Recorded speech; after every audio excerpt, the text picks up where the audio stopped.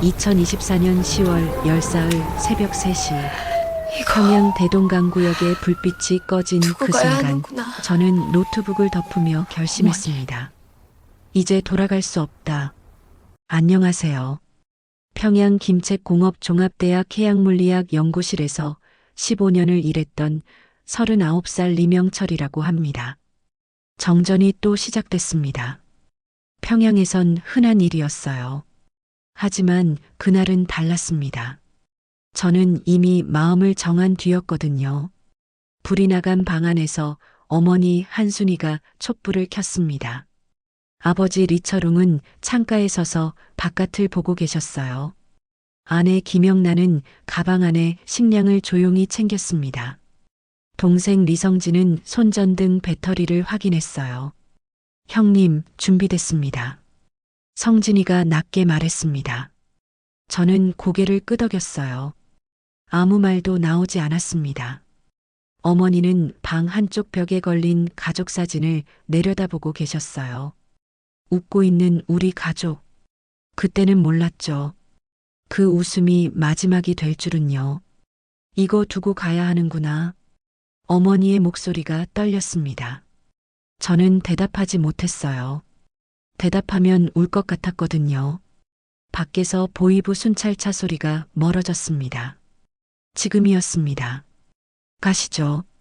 아버지가 먼저 문을 열었어요. 복도는 어둠뿐이었습니다. 저희는 숨소리조차 죽인 채 계단을 내려갔어요. 한 층, 두 층, 아래로 내려갈수록 심장이 빨리 뛰었습니다. 누군가 나타나면 끝이었어요. 1층 현관문을 나서자 차가운 바람이 얼굴을 때렸습니다.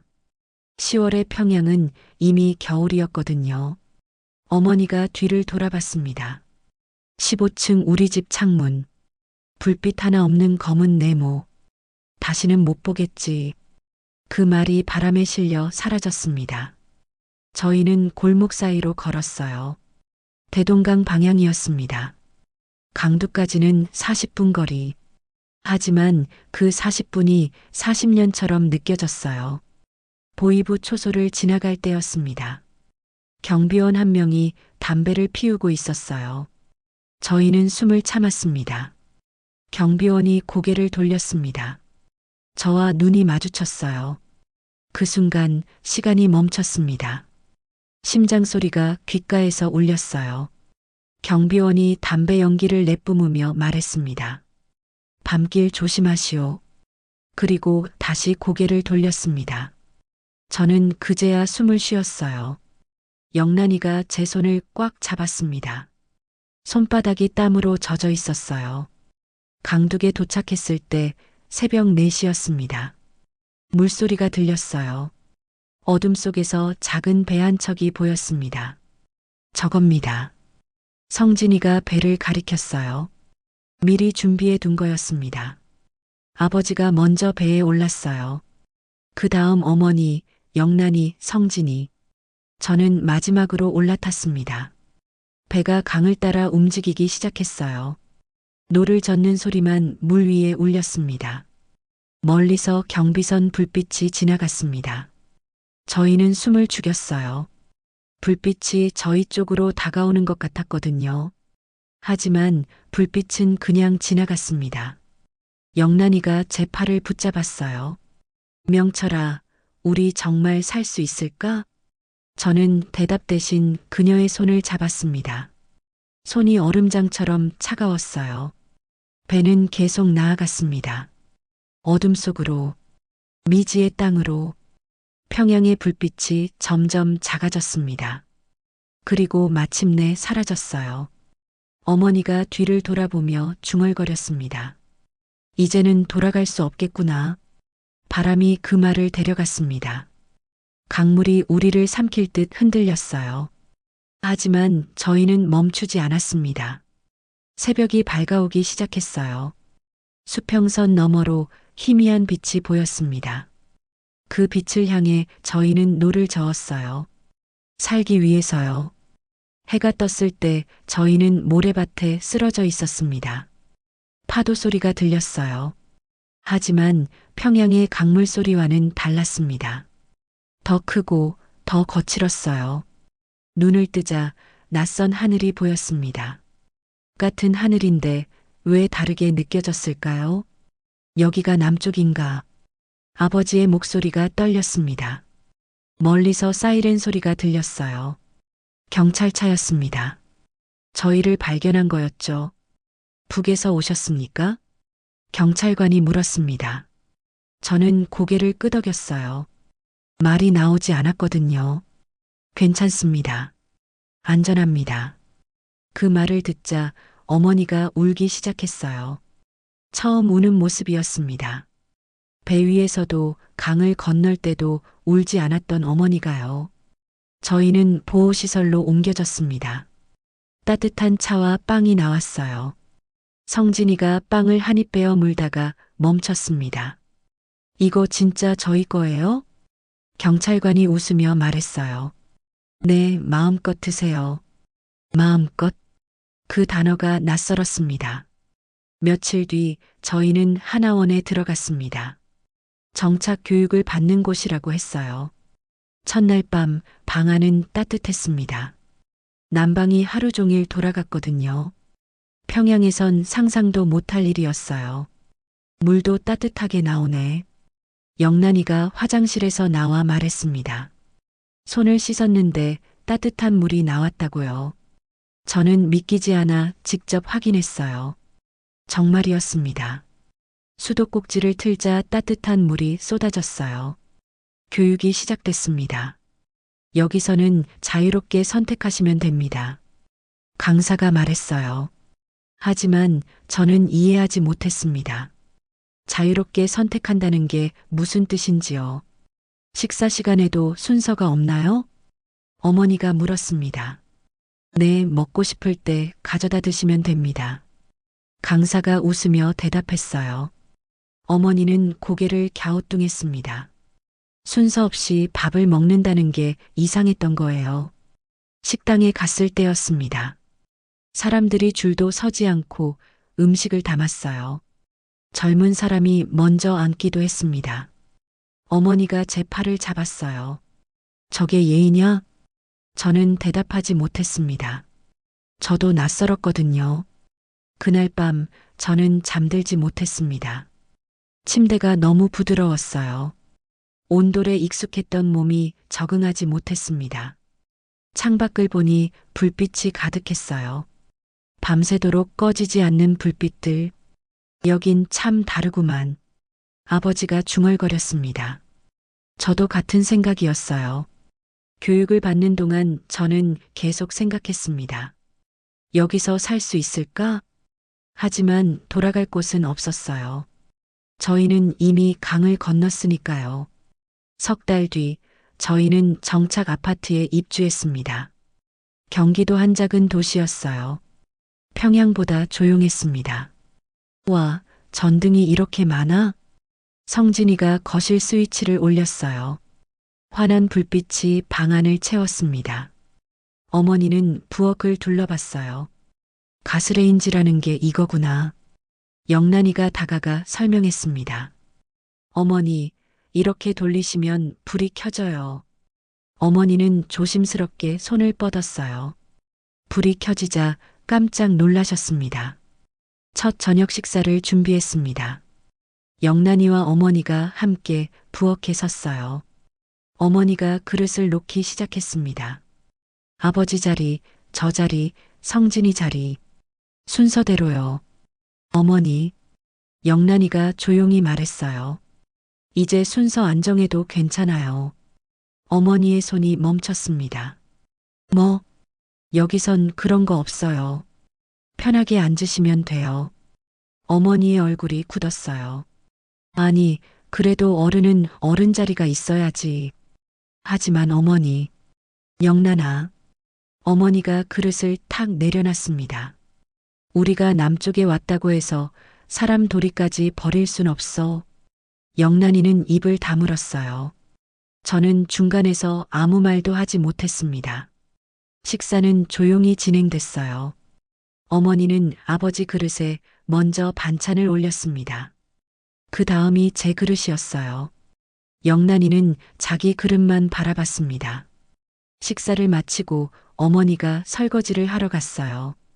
영란이가 따라가려 했지만 어머니가 손을 저었습니다. 며느리는 쉬어. 내가 할게. 어머니, 제가 할게요. 아니야, 괜찮아. 영란이가 제 옆에 앉았어요. 눈빛이 어두웠습니다. 명철아. 응? 이게 맞는 걸까? 저는 대답하지 못했어요. 그날 밤 저는 구직 사이트에 접속했습니다. 이력서를 작성하려고요.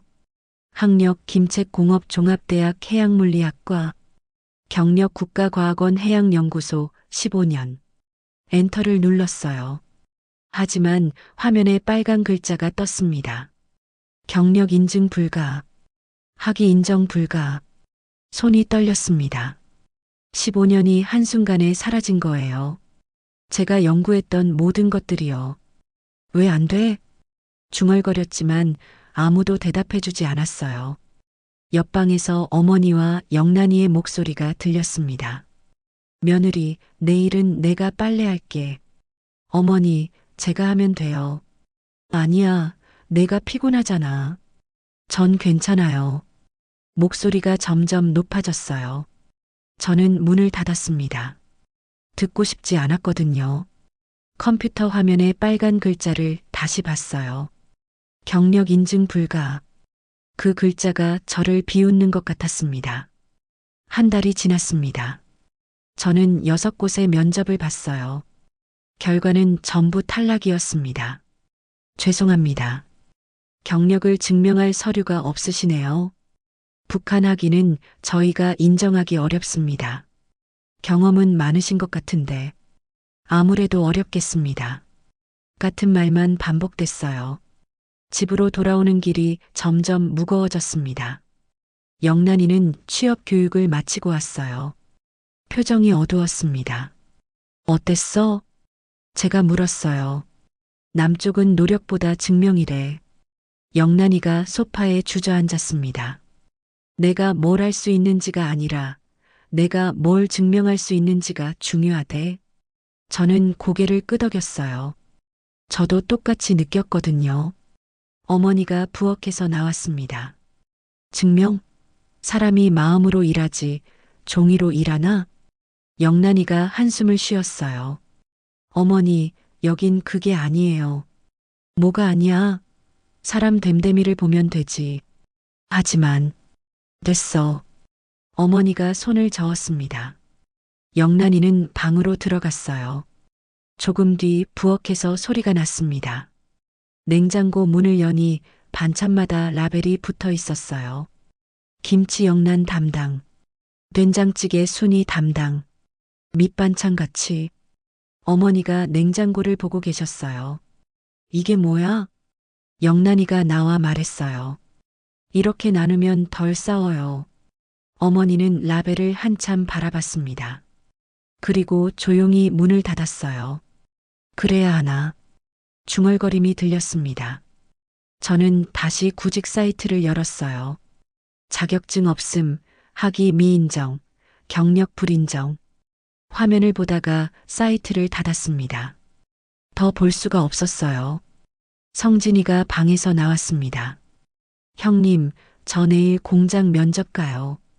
공장? 네. 학력 안 봐요. 그냥 일만 하면 돼요. 26살 동생이었습니다.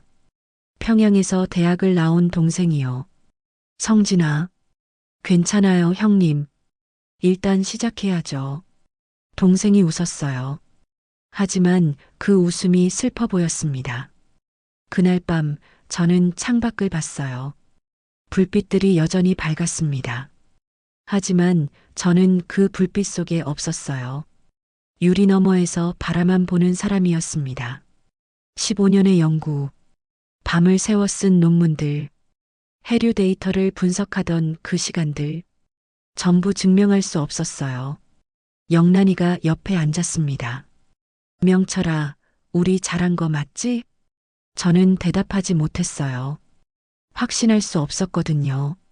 설날이 왔습니다. 평양에서는 음력설을 크게 지내지 않았어요. 하지만 남쪽은 달랐습니다. 오늘은 명절이니까 우리도 제대로 해보자. 영란이가 아침 일찍 장을 봐왔어요. 잡채, 전, 떡국 재료가 가득했습니다. 어머니가 부엌에 들어왔어요. 오늘은 내가 할게. 어머니, 같이 해요. 영란이가 웃으며 말했습니다. 두 사람이 나란히 부엌에 섰어요. 처음으로 편안해 보였습니다. 저는 아버지, 성진이와 함께 거실을 정리했어요. 남쪽 설날은 북쪽이랑 다르구만. 아버지가 말했습니다. 많이 다르죠. 저도 고개를 끄덕였어요. 점심때가 됐습니다. 식탁에 음식이 올라왔어요. 영란이가 만든 잡채, 어머니가 부친 전, 같이 끓인 떡국. 자, 드세요. 영란이가 웃으며 말했어요.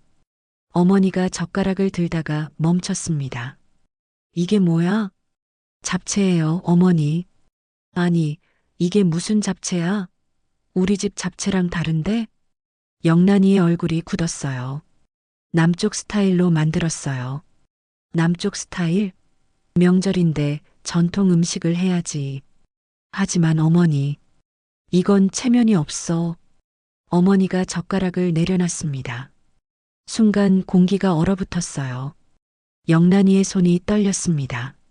체면이요? 그래, 명절 음식은 제대로 해야지. 제대로라니. 영란이의 목소리가 높아졌어요. 이것도 제대로예요. 이건 예의가 아니라 편견이에요. 뭐? 어머니가 벌떡 일어났습니다. 어른한테 말버릇이 그게 뭐냐? 말버릇이 아니에요. 전 더 이상 명령으로 살지 않을래요. 영란이도 일어났어요. 며느리가 감히.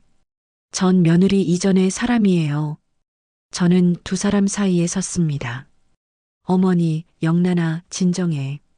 하지만 이미 늦었어요. 어머니가 방으로 들어갔습니다. 쿵소리와 함께 문이 닫혔어요. 영란이는 그 자리에 서서 울었습니다. 왜 이렇게 힘들까? 저는 그녀를 안아줬어요. 등이 떨리고 있었습니다.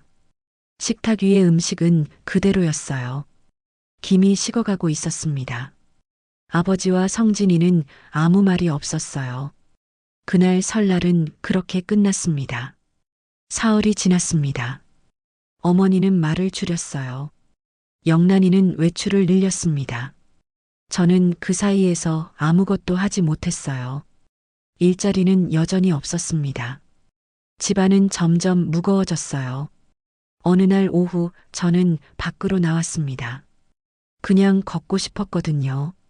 동네를 걷다가 작은 전자제품 가게 앞을 지나갔어요. 주인이 밖에서 선풍기를 보고 있었습니다. 고장 났나 봐요. 주인이 중얼거렸어요. 저도 모르게 다가갔습니다. 제가 한번 봐도 될까요? 주인이 저를 봤어요. 수리할 줄 아세요? 네, 조금은요. 사실 거짓말이었어요. 조금이 아니라 많이 알았거든요. 주인이 공구함을 건넸습니다. 저는 선풍기를 열었어요. 회로를 확인했습니다. 모터 연결 부분이 끊어졌네요. 손이 저절로 움직였어요. 15년간 연구실에서 익힌 손길이었습니다. 납땜을 하고 선을 다시 연결했어요. 플러그를 꽂았습니다. 윙. 선풍기가 돌아가기 시작했어요. 오, 고쳐졌네. 주인이 웃었습니다. 손재주 좋으시네요. 어디서 배우셨어요? 북에서. 이랬습니다. 아, 그러시구나. 주인이 고개를 끄덕였어요. 일거리 있으면 다시 와주세요. 품삯 드릴게요. 네. 여기 기계 고장 나는 거 많아요. 도와주시면 좋겠는데. 저는 믿기지 않았어요. 제가 해도 될까요? 왜요? 잘하시잖아요. 그 말에 가슴이 뜨거워졌습니다.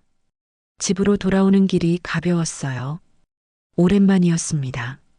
문을 열고 들어가니 어머니가 거실에 계셨어요. 어딜 갔다 오니? 산책했어요. 그래, 어머니는 더 묻지 않았습니다. 영란이는 방에 있었어요. 저는 문을 두드렸습니다. 영란아. 응. 오늘 선풍기 고쳤어. 응. 동네 가게 주인이 다시 오래. 일거리 준대. 영란이가 문을 열었어요. 정말? 응. 작은 거지만 시작이잖아. 영란이가 웃었습니다. 오랜만에 보는 웃음이었어요. 잘했어, 명철아. 그날 밤 저는 처음으로 편히 잠들었습니다. 작은 빛이었지만 충분했어요. 일주일이 더 지났습니다. 저는 매일 가게에 갔어요. 선풍기, 다리미, 전기밥솥, 고치는 물건이 점점 늘었습니다. 품삯도 받았어요. 많지는 않았지만 제 손으로 번 돈이었습니다. 하지만 집안은 여전히 조용했어요. 어느 날 밤 영란이가 혼자 나갔습니다. 코트를 입고 문을 열었어요. 저는 따라 나섰습니다. 영란아, 어디가? 바다. 좀 보고 싶어서 같이 갈게. 괜찮아. 같이 가자. 영란이는 고개를 끄덕였어요. 버스를 타고 30분을 달렸습니다. 바닷가에 도착했어요. 파도 소리가 들렸습니다. 우리가 건너온 그 바다였어요. 영란이는 모래밭에 앉았습니다. 저도 옆에 앉았어요. 한참 동안 아무 말이 없었습니다. 명철아. 응. 우리 잘한 거 맞을까? 저는 파도를 봤어요. 모르겠어. 나도. 영란이가 무릎을 끌어안았습니다. 근데 있잖아. 가끔 후회돼. 나도. 저는 솔직하게 말했어요. 평양에선 힘들었지만 그래도 내 자리가 있었어. 근데 여긴 증명해야 하지. 응. 영란이가 고개를 끄덕였어요. 뒤에서 발소리가 들렸습니다. 어머니였어요. 니네 여기 있었구나. 어머니가 우리 옆에 앉았습니다. 어머니, 쫓아왔다. 혼자 두면 안 될 것 같아서 셋이 나란히 바다를 봤어요. 어머니가 먼저 말했습니다. 그날 밤 생각나니? 어느 날이요? 강 건너던 날. 영란이가 고개를 끄덕였어요. 그때 우릴 살린 건 복종이 아니었어. 어머니의 목소리가 작았습니다. 결심이었지. 우리 스스로 한 결심. 영란이가 어머니를 봤어요. 어머니는 가방에서 낡은 사진을 꺼냈습니다. 흑백 사진이었어요. 이 사람들 다 떠나보냈어. 사진 속엔 젊은 어머니와 가족들이 있었어요. 이 오빠 전쟁 때 죽었어. 이 동생 기근 때 굶어 죽었고 어머니의 손이 떨렸습니다. 난 살아남으려고 서열을 붙들었어. 그게 안전하다고 믿었거든. 사진을 모래 위에 놓았어요. 근데 네 말이 맞더라. 그건 예의가 아니라 공포였어. 영란이의 눈에 눈물이 고였습니다. 어머니, 미안하다. 내가 틀렸어. 어머니가 영란이 손을 잡았어요. 네가 용감했어. 나보다. 영란이가 어머니를 안았습니다. 두 사람이 울었어요. 저도 눈물이 났습니다. 바람이 사진을 스쳐 지나갔어요. 파도가 모래를 적셨습니다. 우리는 한참을 그렇게 있었어요. 보름이 더 지났습니다. 어느 날 아침 식탁 위에 종이가 붙어 있었어요. 우리 집 역할표, 청소 번갈아, 요리 함께, 설거지 돌아가면서, 빨래 각자. 영란이가 만든 거였습니다. 어머니가 표를 보고 계셨어요. 저는 숨을 죽였습니다. 좋네. 어머니가 웃었어요. 오늘은 내가 국 할게. 영란이가 부엌으로 들어왔습니다. 전 반찬할게요. 두 사람이 나란히 섰어요. 이번엔 싸우지 않았습니다. 저는 성진이와 함께 상을 차렸어요. 형님, 저 다음 주부터 정규직이래요. 정말? 네. 공장에서 인정해줬어요. 성진이가 환하게 웃었습니다. 잘 됐다. 저도 웃었어요. 밥상이 차려졌습니다. 북쪽 음식과 남쪽 음식이 나란히 놓였어요. 된장찌개 옆에 김치찌개, 북쪽 식전 옆에 남쪽 식전. 자, 먹자. 아버지가 숟가락을 들었어요. 어머니가 영란이가 만든 전을 집어 드셨습니다. 괜찮네. 이게 사람 사는 맛이지. 영란이가 환하게 웃었어요. 저도 웃었습니다. 창밖엔 봄비가 내렸어요. 빗소리가 포근했습니다. 명철아, 오늘 가게 가니? 영란이가 물었어요. 응. 오늘은 세탁기 고친대. 벌써 단골 됐네? 그러게. 주인이 나보고 기술자래. 모두가 웃었습니다. 저는 밥을 한 숟가락 떴어요. 따뜻했습니다. 니들 수고했어. 아버지가 말했어요. 여기까지 오느라. 아버지도요. 저도 대답했습니다. 창밖 빗소리가 점점 커졌어요. 하지만 무섭지 않았습니다. 이젠 함께니까요. 영란이가 제 손을 잡았어요. 따뜻했습니다. 명철아. 응? 우리 잘할 수 있을 거야. 그래, 할 수 있어. 저는 고개를 끄덕였어요. 밖에서 파도 소리가 들렸습니다. 아니, 비소리였어요. 하지만 저는 파도를 떠올렸습니다. 우리가 건넌 그 파도, 자유의 파도, 그리고 이제는 화해의 파도. 밥상 위에 김이 올라왔어요. 우리는 함께 밥을 먹었습니다. 평양에서도 서울에서도 아닌 우리만의 밥상이었습니다. 어머니가 웃었어요. 영란이가 웃었습니다. 성진이와 아버지도 웃었어요. 저도 웃었습니다. 그 웃음이 방 안을 채웠어요. 잘 먹겠습니다. 우리는 함께 말했습니다. 오늘 이야기가 여러분의 마음에 작은 흔적으로 남았길 바랍니다. 이건 단순한 이야기가 아니라 누군가의 현실이었습니다. 당신이라면 그 강 앞에서 어떤 선택을 하셨을까요? 당신의 생각을 댓글로 들려주세요. 다음 이야기에서 또 다른 기록으로 찾아뵙겠습니다. 구독과 좋아요는 이 진실을 계속 전하게 하는 힘이 됩니다.